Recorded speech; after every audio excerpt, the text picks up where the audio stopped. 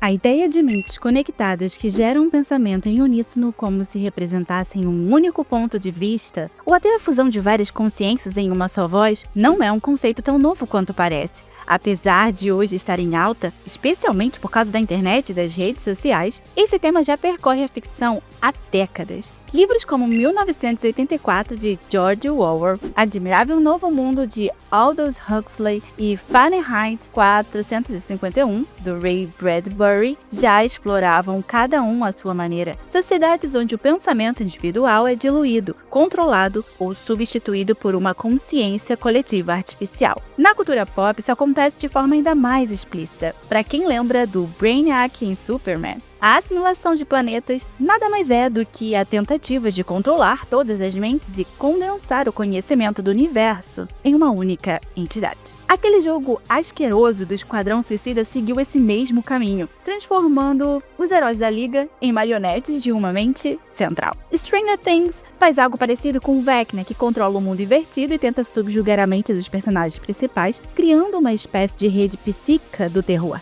A consciência coletiva nesses universos quase sempre é apresentada como algo assustador, e com razão. Ela surge como um imaginário distópico onde identidade, liberdade e individualidade são sacrificadas em nome de uma unidade forçada. Mas a verdade é que esse conceito não é tão fantasioso quanto parece. E pior, ele não está tão distante da nossa realidade. É claro que você não vai ver pessoas andando por aí de braços estendidos como zumbis pedindo por carne humana, nem como se fossem robôs saindo direto de uma linha de produção. Se bem que essa última talvez a gente já esteja vendo sim. A que ponto chegamos? O que existe hoje é algo mais sutil, e você já deve ter visto por aí. Um movimento de manada, uma repetição automática de discursos e opiniões sem reflexão real. Uma multidão pensando igual, reagindo igual e cancelando igual. É nesse ponto que a série Pluribus dá uma atmosfera inquietante do que pode acontecer quando indivíduos abrem mão do pensamento próprio para viver como parte de uma única mente. Então, antes da gente continuar, deixa eu me apresentar. Eu sou Talara e você tá no Universo Cristão Geek, onde cultura pop e teologia apontam para o verdadeiro criador de tudo. Agora, vamos começar um pouco sobre câmara de eco, pressão social, consciência de classe, coletiva, e sobre como talvez você esteja sendo assimilado sem nem perceber. Na última semana, eu me deparei com 2 vídeos completamente diferentes que, curiosamente, tocavam no mesmo ponto central. Um deles era da Débora, do Deb Escreve, comentando a fala polêmica do Wagner Moura no Globo de Ouro. E o outro era do Pastor Iago, do 2 Dedos de Teologia, fazendo uma resenha sobre a série Pluribus. Apesar de tratarem de temas distintos, com públicos e abordagens quase opostas, ambos acabavam convergindo para uma mesma ideia inquietante. A sensação de que hoje existem muitas pessoas pensando sobre a mesma coisa, da mesma forma, com as mesmas reações, sem espaço real para discordância ou elaboração pessoal. O elo entre esses 2 conteúdos não estava no cinema, nem na teologia, mas em algo muito mais presente na nossa vida cotidiana. O papel das redes sociais na formação de uma consciência coletiva artificial. Diferente de outras épocas em que o pensamento coletivo surgia de tradições, culturas e diálogos longos, hoje ele é mediado por algoritmos, bolhas digitais e dinâmicas de engajamento que recompensam a repetição, a polarização e a simplificação extrema da realidade. E nesse cenário a gente já não pensa em grupo de forma orgânica, como quem constrói algo junto, mas em bloco, como quem adere a um pacote pronto de ideias. As opiniões deixam de ser fruto de reflexão e passam a ser importadas. Os discursos deixam de ser construídos e passam a ser replicados. E qualquer tentativa de nuance, questionamento ou divergência é rapidamente interpretada como ameaça. O conceito de consciência de classe, por exemplo, que em teoria deveria servir para despertar o indivíduo para sua realidade social, é usado como um condutor e transformado em um instrumento de dissolução da própria individualidade. A pessoa deixa de ser vista como um sujeito moral e racional e passa a ser tratada apenas como parte de um grupo ou de uma militância que fala em seu nome. Já não importa quem você é, o que você viveu, ou quais são seus dilemas internos. O que importa é de que lado você tá, quais slogans você repete e quais inimigos você aprendeu a odiar. É assim que a individualidade começa a morrer, não por meio da força direta, mas pela adesão emocional, pela necessidade constante de pertencimento e pela sensação de segurança que existe em pensar exatamente como todo mundo ao seu redor. Em vez de um sujeito que pensa, forma convicções e assume responsabilidades, surge um indivíduo diluído, que terceiriza sua consciência para o grupo e passa a existir mais como extensão de uma narrativa coletiva do que como pessoa de fato. Em pluribus, isso acontece de forma quase simbólica. Ninguém é exatamente controlado à força, embora as pessoas sejam infectadas por um vírus que reúne todas as mentes como se armazenasse pensamentos, memórias e vontades em um gigantesco banco de dados. Elas não são transformadas em apenas zumbis, mas em um único organismo que pensa, decide e age, visando sempre o conforto do todo. É a mente administrando o corpo, sendo a mente um único servidor que dita os passos de cada pessoa e o corpo, em última instância, a própria humanidade, reduzida a um sistema funcional, eficiente, organizado e, ao mesmo tempo, descartável. O ser humano deixa de ser sujeito e passa a ser tratado como um artefato. Pensar sozinho dá trabalho, gera conflito, exige maturidade. Pertencer, por outro lado, alivia a culpa, reduz a ansiedade e oferece respostas prontas para perguntas complexas. O problema é que quando todo mundo pensa igual, ninguém está realmente pensando, apenas reproduzindo padrões. A consciência coletiva moderna, nesse sentido, não cria comunhão, cria uniformidade. E onde há uniformidade absoluta, não existe indivíduo, apenas massa de manobra. O ser humano contemporâneo não está exatamente sendo silenciado, ele está sendo substituído por versões em série de si mesmo, moldadas por discursos, tendências e pressões sociais que operam de forma quase invisível. Trata-se de uma consciência que não forma pessoas, mas fabrica comportamentos. No fim, a sensação é de liberdade, de escolha, de autonomia. Mas na prática, o sujeito apenas escolhe entre as opções previamente autorizadas pela mente coletiva. E talvez o maior sinal de que estamos sendo assimilados não seja o fato de pensarmos igual, mas o fato de acharmos estranho, perigoso e até imoral quando alguém ousa pensar diferente. Mas vamos tentar dissecar isso com um pouco mais de cuidado, né? Desde o momento em que as pessoas perceberam que suas vozes podiam ser ouvidas na internet, um movimento muito particular começou a se formar. Cada vez mais indivíduos passaram a produzir conteúdo e comentar sobre absolutamente tudo. Aos poucos, esses produtores começaram a se agrupar, não por proximidade geográfica, mas por afinidade simbólica, gostavam dos mesmos temas e defendiam visões semelhantes.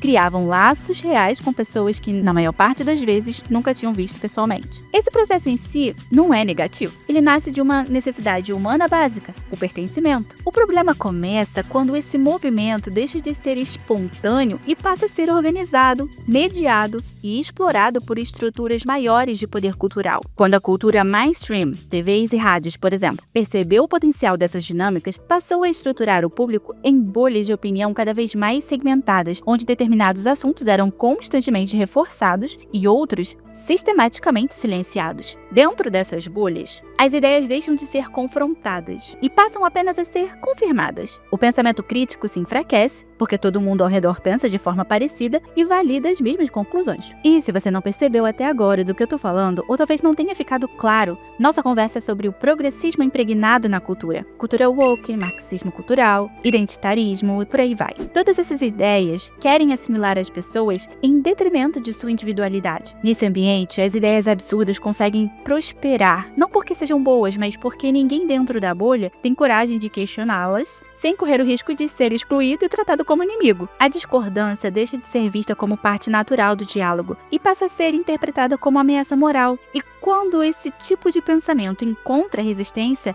ela quase nunca vem de dentro, mas sempre de outra bolha igualmente fechada, igualmente radicalizada, igualmente incapaz de ouvir. O resultado não é debate, mas guerra pura. E talvez seja exatamente daí que nasça o espírito do Twitter. Um campo permanente de batalhas entre grupos que falam muito, mas escutam quase nada. Com o passar do tempo, porém, algo ainda mais profundo começou a se consolidar. A partir de 2016, com a ascensão definitiva das redes sociais como principal espaço de formação cultural, se tornou possível perceber que nem todas as bolhas tinham o mesmo peso. Hoje não é segredo para ninguém que toda a mídia é tomada por ideias da esquerda. É só você olhar a quantidade de séries, filmes, desenhos, livros e até músicas que apontam numa mesma direção. E esse movimento também chegou a acontecer nas redes sociais. É só você parar para olhar, por exemplo, para o Instagram, que chegou a banir contas de influenciadores de direita só porque eles eram contrários ao que se era pregado na cultura. O próprio Twitter Files faz isso. Aquele disponibilizado pelo Elon Musk, onde revela que as contas de pessoas mais alinhadas à direita eram simplesmente caçadas pelo algoritmo. A estratégia é simples e extremamente eficiente. Repetir o mesmo discurso em todos os lugares possíveis. Filmes, séries, entrevistas, notícias, influenciadores, publicidade e algoritmo. Quando o sujeito se dá conta, ele já escutou a mesma ideia em 10 formatos diferentes, vindos de fontes diferentes, com linguagens diferentes. E então surge a ilusão mais perigosa de todas. Se todo mundo tá falando isso, então deve ser verdade. Esse fenômeno tem nome: câmara de eco. Um sistema onde você não é exposto à diversidade real de ideias, mas apenas aquilo que confirma o que já está sendo plantado em você.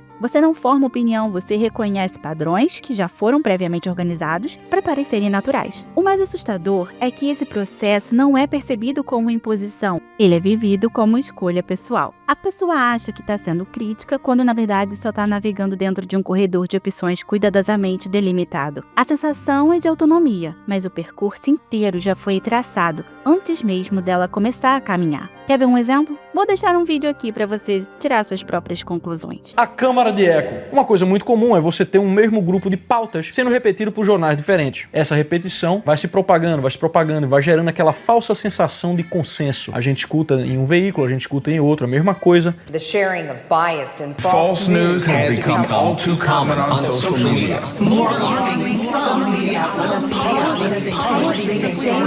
are true without checking facts first. Unfortunately, some members of the media use their platforms to push their own personal bias and agenda to control exactly what people think. And this is extremely dangerous to our democracy. Assustador, né? Pois é. Agora, sabe o que é mais interessante? Todo esse movimento deveria acender um alerta nas pessoas. Se uma das maiores bandeiras levantadas pelos movimentos ideológicos é a pluralidade de pensamentos e a defesa da diversidade de ideias, por que os opostos são sempre tratados como algo que precisa ser excluído? Lembra da fala do Wagner Moura que eu comentei lá no começo do vídeo? Então, o conteúdo específico do que ele disse pouco importa, porque aquela fala é direcionada para um público muito específico. E esse público já concorda previamente com tudo o que ele tem a dizer, mesmo que sejam as coisas mais descabidas ou infantis possíveis. O que realmente chama atenção não é a fala em si, mas o contexto. É um conglomerado de centenas de pessoas reunindo equipes, artistas e toda uma elite cultural altamente ideologizada. Praticamente todos, sem exceção, reproduzem exatamente o mesmo discurso. São as mesmas falas, as mesmas posturas, as mesmas imposições morais. Parece que todas aquelas pessoas foram produzidas em série numa linha de montagem industrial. A maior parte dos discursos da noite apontava para o mesmo conjunto de problemas e soluções. Precisamos de mais diversidade, mais paz, mais amor, mais direitos humanos. E aqui eu estou interpretando as falas, não citando literalmente, para poder simplificar. O curioso é que esse mesmo roteiro se repete em cenários completamente diferentes. Basta assistir a discursos da ONU, por exemplo, que é um órgão político, não uma liga espiritual pela paz mundial, e perceber que a linguagem, o tom e as conclusões são praticamente idênticos. Lembra da Greta e do famoso How Dare You? É o mesmo script, apenas com personagens diferentes. Todos esses discursos despejados na mídia, no mainstream e agora com força total na cultura pop, convergem para o mesmo ponto, uma suposta diversidade de ideias que já vem devidamente enquadrada, limitada e pré-programada. Existe liberdade para falar, desde que você fale exatamente aquilo que já é esperado. E quando alguém aponta essas distorções dentro da própria cultura, nem precisa ser alguém do espectro político oposto, basta ser alguém que questione. A reação quase sempre é a mesma: escárnio, repúdio e rótulo automático de reacionário desequilibrado. Um exemplo recente é o do professor Tassos Licurgo, pastor e docente da UFRN, que vem sofrendo ataques de grupos internos da própria universidade tentando expulsá-lo no meio acadêmico. O discurso oficial é de que ele estaria criando um ambiente de ódio, mas na prática o que incomoda mesmo é o fato dele se permitir pensar diferente dentro de um espaço dominado por ideias progressistas. E nem adianta fingir que universidades federais não são majoritariamente ambientes ideológicos de esquerda. Elas são, e isso por si só não seria um problema. O problema é que muitas vezes é apenas isso. Não se torna um espaço de formação plural, mas de reprodução de um único tipo de pensamento. Em vez de formar indivíduos preparados para lidar com a complexidade do mundo, acabam formando militantes prontos para funcionar como massa de manobra. O nosso paladino aqui é formado em uma federal e já presenciou situações em que debates só não viraram briga real porque alunos mais moderados intervieram, quando opiniões divergentes confrontaram o estado homogêneo do ambiente. E tudo isso serve para apontar uma coisa só. Embora na teoria o discurso sobre pluralidade de ideias seja apresentado como um ideal nobre, na prática ele funciona apenas como uma tentativa de tornar o ambiente mais seguro para a minha rede de ideias, e não para a diversidade real de pensamento. E é exatamente aqui que a análise deixa de ser apenas sociológica e se torna inevitavelmente teológica, né? Porque o problema da consciência coletiva não é só político, nem cultural, nem tecnológico. Ele é, antes de tudo, espiritual. Ele toca diretamente na forma como o ser humano se enxerga diante de Deus. Na Bíblia, o homem nunca é tratado como massa, estatística ou engrenagem de um sistema. Ele é tratado como pessoa, alguém que possui nome, história, responsabilidade moral e capacidade real de escolha. O conceito de Imago Dei não descreve um grupo abstrato, mas indivíduos concretos chamados a responder pessoalmente por aquilo que fazem, pensam e desejam. O Evangelho não salva blocos, nem categorias, nem classes. Ele chama pessoas pelo nome. Jesus não pregava para grupos identitários. Ele pregava para consciências individuais. Ele confrontava, perdoava, corrigia e transformava sujeitos, não massas. E é justamente por isso que todo projeto que tenta diluir o indivíduo em uma identidade coletiva, seja ela ideológica, política ou cultural, entra em choque direto com a lógica do reino. O problema do pensamento coletivista é que ele retira do ser humano aquilo que Deus lhe deu como dom, responsabilidade pessoal. Ele transfere a culpa, a decisão e até a consciência para o grupo. O sujeito já não diz eu penso, mas nós pensamos.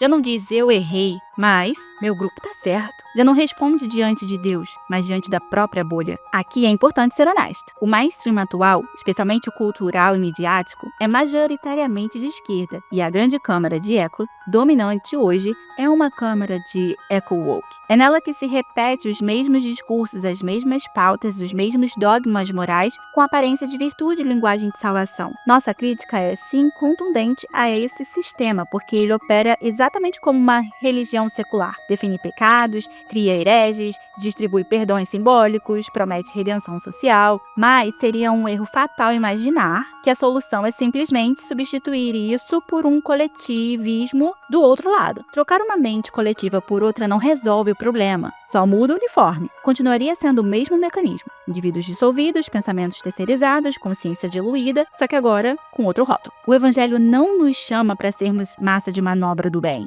Ele chama para sermos pessoas livres, responsáveis e, ao mesmo tempo, submissas a Deus. Livres para pensar, questionar, errar e amadurecer. Submissas não a um grupo, mas à verdade. Não a uma ideologia, mas a Cristo. Não a uma bolha, mas à própria consciência diante do Criador. É essa a diferença radical. O cristianismo não destrói um indivíduo para formar um coletivo. Ele forma indivíduos para que possam viver em comunhão sem perder a identidade. Unidade sem anulação. Comunhão sem uniformidade. Corpo sem colmeia. No fim, toda a consciência coletiva que promete salvar o mundo eliminando a pessoa está, na verdade, repetindo o mesmo velho erro de Babel. Uma humanidade unificada, organizada, eficiente e profundamente vazia de Deus. Porque onde o ser humano deixa de ser sujeito e passa a ser objeto, não há redenção, só controle com aparência de virtude.